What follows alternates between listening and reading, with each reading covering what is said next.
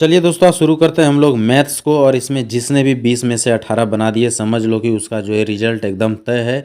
वैसे मैं बता दूं, मैथ्स एक ऐसा चीज़ है जो कि रिजल्ट देता है, क्योंकि आप यहाँ पे कोई डर की भावना नहीं है। यानी जिस लड़के ने जो आंसर बना के आ गया, तो उसको एकदम पता है कि हम सही बना के आए हैं, क्योंकि यहाँ पे बनाता है तभी उसका रिजल्ट आता है। जबकि वही आपका जीके यदि आ गया तो उसमें आप बनाने के बाद भी आपको कन्फ्यूजन रहेगा, कंप्यूटर में कन्फ्यूजन रहेगा, हिंदी में कन्फ्यूजन रहेगा, सही मारे हैं गलत। लेकिन ये एकदम आपको एग्जैक्ट नंबर देता है, ये और रीजनिंग। तो चलिए शुरू करते हैं। कोई भी चीटिंग नहीं करेंगे और सही से बताएंगे कि आपका कितना नंबर इसमें आया है। फर्स्ट क्वेश्चन है आपका, 190 मीटर और 210 मीटर लंबी दो ट्रेनें समानांतर पटरियों पर विपरीत दिशाओं में चल रही है। यदि उनकी गति क्रमशः 40 किमी प्रति घंटा और 32 किलोमीटर प्रति घंटा है, तो वह किस समय पर एक दूसरे को पार करेगी। आपने क्वेश्चन देख लिए होंगे, सुन भी लिए होंगे। तो चलिए इसका जो है आप आंसर बताइए और वीडियो को पॉज कीजिए, पहले बनाइए फिर आंसर बताइए। मैं बता देता हूँ फिलहाल इसका आंसर है 20 सेकेंड।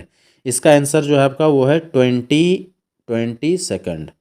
ठीक है, चलिए नेक्स्ट सवाल देखते हैं हम लोग। अगला सवाल है, तीन भाई हैं, उनमें से दो की आयु का योग एक समय में 4 वर्ष, 6 वर्ष और 8 वर्ष है। बड़े और छोटे के बीच कितना अंतर है। तो इसमें अंतर बताना है आपको कि बड़े और छोटे के बीच का अंतर कितना है। तो आप इसमें बनाइए और बनाने के बाद आंसर बताइए वीडियो को पॉज करके। वैसे मैं आपको आंसर बता दे रहा हूँ। इसका आंसर जो है वो है आपका 4 वर्ष। कितना है? 4 वर्ष। चलिए नेक्स्ट क्वेश्चन लेते हैं हम लोग। अगला क्वेश्चन है, एक विक्रेता 25 रुपये में 6 केले खरीदता है और उन्हें 20 रुपये के 3 पर बेचता है। उसका लाभ प्रतिशत कितना है? उसका लाभ प्रतिशत कितना है? बहुत ही इजी सवाल है, इससे इजी सवाल नहीं आने वाला है, इससे जहाँ तक टफ ही आएगा। तो चलिए इसका आंसर आप लोग बताइएगा कितना होगा। वैसे मैं बता देता हूँ कि उसका लाभ प्रतिशत जो होगा वो आपका होने वाला है 60%। 60% यहाँ पे उसको लाभ होने वाला है। चलिए नेक्स्ट क्वेश्चन देखते हैं क्या है।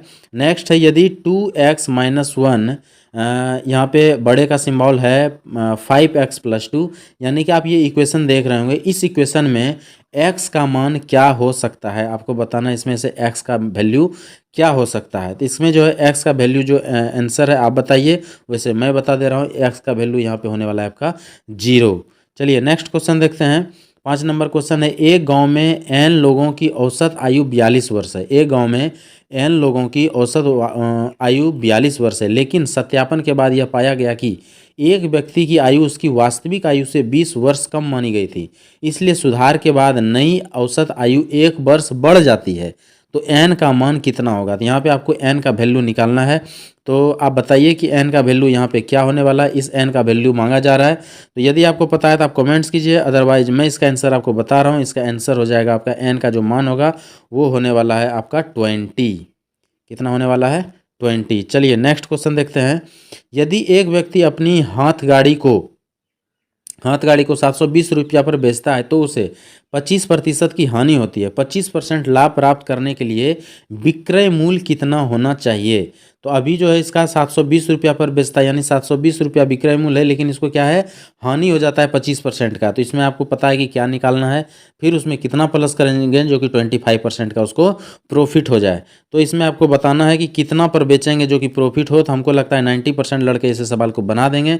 फिर भी जिससे नहीं बनेगा वो कमेंट्स में ये भी लिखेगा कि सर मेरे से नहीं बन रहा है। आंसर इसका जो होगा वो होगा आपका 1200 रुपया। कितना होगा? 1200 में यदि बेचता है तो उसको 25% का लाभ होगा। नेक्स्ट क्वेश्चन है, दो मोटर कारों को 9,900 रुपये प्रत्येक के मूल्य पर बेचा जाता है। एक पर 10% का लाभ और दूसरी पर 10% की हानि प्राप्त होती है। पूरे लेन देन में लाभ या हानि प्रतिशत क्या होगा? मैं बता दूं, ऐसे सवाल में हमेशा लॉस होता है। यदि कोई एक ही चीज़ को सेम रेट पे बेच रहा हो और उसका जो प्रॉफिट का मतलब रेशियो है, जैसे 10% का एक जगह लाभ हो रहा है और एक जगह 10% का हानि हो रहा है, तो ऐसे क्वेश्चन में 100% 1% का जो है लॉस ही होता है। तो हमेशा ध्यान रखिएगा आप लोग कि 1% का यहाँ पे क्या हो जाएगा, लॉस हो जाएगा। तो हर जगह पे ऐसे सवाल में आपको 1% का लॉस देखने को मिलेगा। आप इस सवाल को बिना बनाए भी आंसर क्लिक कर सकते हो कि यहाँ पे 1% का लॉस होगा। नेक्स्ट है, एक वृत्ताकार बाग का क्षेत्रफल 2464 मीटर है। यदि आप बाग को उसके किसी व्यास पर चलकर पार करें तो उसको आपको कितनी दूरी तय करनी पड़ेगी। तो बहुत ही आसान सवाल है, यदि थोड़ा बहुत आप पढ़े हैं तो आपको पता होना चाहिए। इसका आंसर आप बताइए, उससे मैं बताने जा रहा हूँ। इसका आंसर जो होगा वो होगा 56 मीटर। कितना हो जाएगा? 56 मीटर। चलिए नेक्स्ट सवाल जो है, किसी संख्या के एक तिहाई के एक चौथाई का दो चौथाई 6 है। किसी संख्या के एक तिहाई के एक चौथाई का दो चौथाई 6 है, तो वह संख्या क्या है? देखिए ऐसे सब सवाल में सिर्फ आपको इक्वेशन सेट करना है। यदि आपने इक्वेशन सही से सेट कर लिया एक्स मान के, तो आपका आंसर वहीं पे निकल जाएगा सेकंड में। तो चलिए इसका आंसर मैं बता देता हूँ, आपको पता है तो ज़रूर कमेंट्स कीजिए। इसका आंसर जो होगा वो होगा आपका 108। कितना होने वाला है? 108। चलिए नेक्स्ट सवाल देखते हैं। पानी भरने वाला पाइप पी दूसरे पाइप क्यू की तुलना में 5 गुना तेजी से पानी भरता है। यदि क्यू टंकी को भरने में 30 मिनट का समय लेता है, जब दोनों पाइप को एक साथ खोला जाता है तो टैंक को भरने में कितना समय लगेगा? तो यहाँ पे टैंक को भरने में कितना समय लगेगा ये आपको बताना है। जो जो जानते हैं या बन जा रहा है वो आंसर ज़रूर लिखिएगा। वैसे मैं आपको इसका आंसर बता देता हूँ। इसका आंसर जो होगा वो होने वाला है आपका 5 मिनट। कितना समय लग जाएगा? 5 मिनट का समय लग जाएगा। चलिए नेक्स्ट सवाल देखते हैं। अगला सवाल जो है, दो संख्याओं का अनुपात 5:7 है। यदि प्रत्येक संख्या में से 9 घटा दिया जाए तो उसका अनुपात 7:11 हो जाता है। इस संख्याओं का अंतर क्या है? तो इस संख्या का अंतर क्या है, आपको अंतर निकालना है। तो मैं बता दूं, यदि आपको पता है तो आप कमेंट्स कीजिए, अदरवाइज इसका आंसर जो होगा वो होगा आपका 12। चलिए नेक्स्ट सवाल देखते हैं हम लोग। नेक्स्ट है, एक पानी के गीजर का खुदरा मूल्य 1262 रुपया है। यदि निर्माता को 10% का लाभ प्राप्त होता है तो थोक विक्रेता 15% का लाभ और खुदरा विक्रेता को 25% का लाभ प्राप्त करता है, तो उत्पाद की लागत कितनी होगी? थोड़ा सा इसको अच्छे से आप पढ़िएगा, समझिएगा, तभी आपको समझ में आएगा ऐसा सवाल। वैसे मैं बता देता हूँ कि यहाँ पे जो उत्पाद की लागत कितनी होगी, तो वो है आपको 800 रुपया। ये कितना उत्पाद था इसका? 800 रुपया। नेक्स्ट क्वेश्चन जो है आपका, एक वर्गाकार भूखंड का क्षेत्रफल 676 वर्ग मीटर है। एक वर्गाकार भूखंड का क्षेत्रफल 676 वर्ग मीटर है। इसके चारों तरफ कटीले तार लगवाने का खर्च क्या होगा यदि कटीले तार की कीमत 10 रुपया प्रति मीटर है? तो इसका जो आंसर है वो हो जाएगा, आप यदि जानते हैं ज़रूर बताइए। वैसे मैं बता दे रहा हूँ आपको, इसका आंसर होगा 1040 रुपये। चलिए नेक्स्ट सवाल देखते हैं हम लोग। 8 कर्मचारी प्रतिदिन 9 घंटे कार्य करते हुए 18 घंटे लंबी 2 मीटर चौड़ी और 12 मीटर ऊंची एक दीवार 10 दिनों में बना सकते हैं। ज्ञात कीजिए कि कितने कर्मचारी प्रतिदिन 6 घंटे कार्य करते हुए 32 मीटर लंबी, 3 मीटर चौड़ी और 9 मीटर ऊंची दीवार 8 दिनों में बनाने में सक्षम होंगे। तो ये सवाल है, थोड़ा बढ़िया सा सवाल है, तो ज़रूर आप लोग बताइएगा इसका आंसर कितना होगा। तो इसका जो आंसर होने वाला है मेरे तरफ से वो है आपका 30। आप लोग कमेंट्स में यदि बन रहा है तो ज़रूर बताना है। चैनल को सब्सक्राइब जरूर कर लें। जो भी दोस्त अभी तक चैनल को सब्सक्राइब नहीं किए हैं, नए हैं, पक्का कर लीजिए। कंटिन्यूसली हर एग्जाम के लिए मैं ऐसा वीडियो लेके आते रहूँगा आपके लिए, प्लस इसमें इन्फॉर्मेशनल वीडियो, सारा वीडियो लेके आते रहता हूँ। तो चैनल सब्सक्राइब जरूर कर दें, लाइक कर दें, कमेंट्स करें। कोई भी परेशानी है, कितना बन रहा है नहीं बन रहा है, पक्का कमेंट्स करें। कुछ और चाहते हैं तो भी कमेंट्स करें, अपने दोस्तों को शेयर भी करें। चलिए नेक्स्ट क्वेश्चन हम लोग देखते हैं। एक विद्यार्थी में 850 छात्र है। एक विद्यालय में 850 छात्र है। इनमें 44% मुस्लिम, 28% हिंदू, 10% सिख और शेष अन्य समुदाय को हैं। तो अन्य समुदायों की संख्याओं के में कितने छात्र हैं? तो यहाँ पे आपको आंसर बताना है। वैसे मेरे तरफ से इसमें जो आंसर जा रहा है वो है आपका 153।